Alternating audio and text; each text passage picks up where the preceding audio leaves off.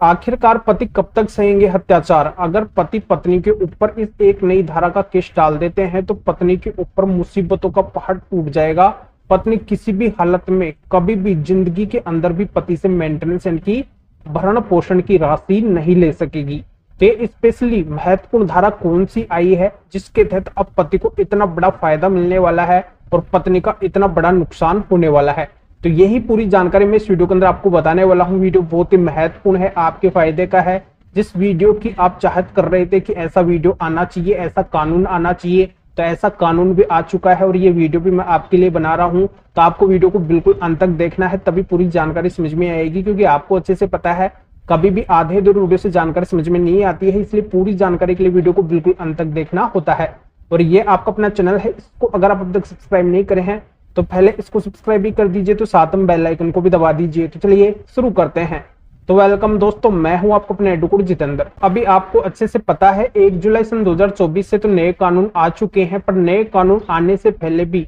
पत्नी ये बहुत ज्यादा करी है। हर एक केस के अंदर देखने को मिला है कि पत्नी जब पति को छोड़कर गई है तो सबसे पहले पति से मेंटेनेंस लेना चाहिए, मेंटेनेंस का केस करी है और जल्दी से जल्दी वो पति से मेंटेनेंस लेना चाहिए और ज्यादा से ज्यादा वो पति से मेंटेनेंस लेना चाहिए, चाहे इसके लिए पत्नी को कुछ भी करना पड़ा हो। अगर पत्नी को एक बार मेंटेनेंस मिल गया तो वहीं पे पत्नी की हर एक केस के अंदर जीत हो गई और पति अपने घुटने टेक दिए। हर एक केस के अंदर ये नजर आया है कि पति वहीं पे अपनी हार को मान लेते हैं, क्योंकि हर केस के अंदर ये सिचुएशन बन जाती है जब पत्नी पति से पैसा लेने लग जाती है मेंटेनेंस केस के ऑर्डर के अकॉर्डिंग, तो वहां पे पति निराश हो जाते हैं, झुक जाते हैं, न चाहते हुए भी उस गलत पत्नी को मेंटेनेंस उनको देना पड़ जाता है। ऐसे में अब जब नए कानून लागू हो चुके हैं तब भी यहाँ पे पत्नी का यही रवैया दिखाई दे रहा है कि पत्नी जब पति को छोड़ के जा रही है तो पति के ऊपर मेंटेनेंस का केस कर रही है और ऐसे में वो पति से जल्दी मेंटेनेंस लेना चाह रही है। पर यहाँ पे अब नए कानून के अंदर पति के पास में एक हथियार है और ये हथियार भी एक पावरफुल हथियार पति को दिया गया है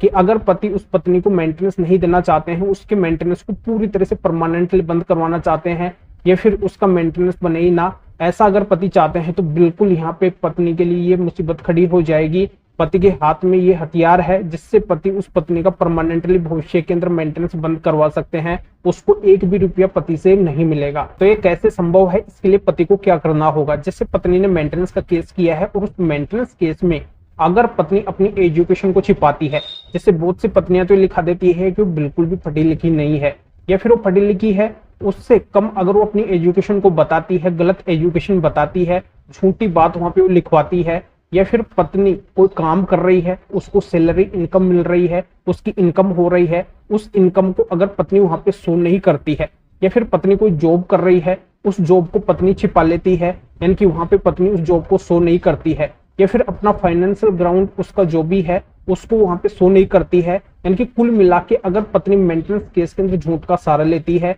या फिर पति साइड से जो भी बातें लिखवाती है, तो पति की हाईली एजुकेशन बताती है, पति की एजुकेशन भी वो झूठी लिखवाती है, पति की जो जॉब है उसको भी झूठी लिखवाती है, पति की इनकम जो सैलरी है उसको बढ़ा चढ़ा के वहां पे लिखाती है, यानी कि पति को वो अमीर बना देती है और खुद वहां पे गरीब बन जाती है। मेंटेनेंस लेने के लिए काफी सारा झूठ वहां पे बोलती है और ऐसे में पति को एक्चुअलिटी का पता है, रियलिटी का बिल्कुल पति को पता रहता है कि यहाँ पे पत्नी झूठ का सहारा ले रही है अपना मेंटेनेंस लेने के लिए, अपना मेंटेनेंस बनवाने के लिए। तो वहां पे पति को अलर्ट हो जाना है, क्योंकि पति के पास में उन गलत बातों का एविडेंस भी होता है। पति वहां पे साबित भी कर सकते हैं कि पत्नी यहाँ पे बिल्कुल झूठ बोल रही है। तो पति के पास में अगर एविडेंस है तो पति को तुरंत क्या करना है, नए कानून के अंदर एक धारा है भारतीय नागरिक सुरक्षा संहिता यानी कि BNSS में 379 यानी कि 379 धारा होती है, परजरी की धारा होती है। यानी कि पत्नी अगर वहां पे झूठा एफिडेविट देती है, झूठ का सारा वहां पे ले रही है मेंटेनेंस केस के अंदर, तब पति को वहां पे एविडेंस देके BNSS की ये धारा 379 यानी कि 379 का केस फाइल करना है।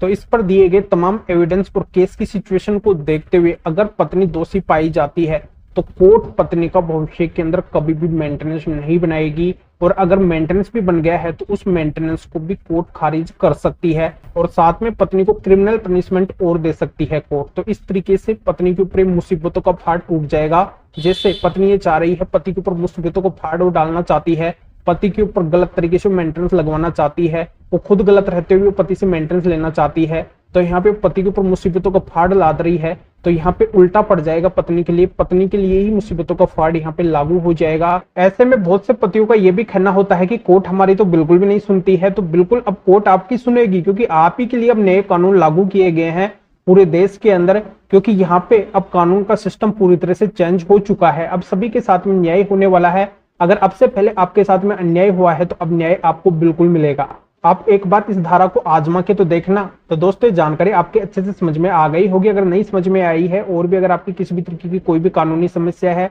आप मेरे से फोन के ऊपर बात करना चाहते हैं अधिक जानकारी लेने के लिए, तो इस व्हाट्सएप नंबर के ऊपर व्हाट्सएप मैसेज करके अपॉइंटमेंट बुक करवा के मेरे से बात कर सकते हैं। तो अभी आप इस वीडियो को लाइक कर दीजिए और शेयर भी कर दीजिए, जो और लोगों तक भी जानकारी पहुंच सके। तो वीडियो देखने के लिए आप सभी का बहुत बहुत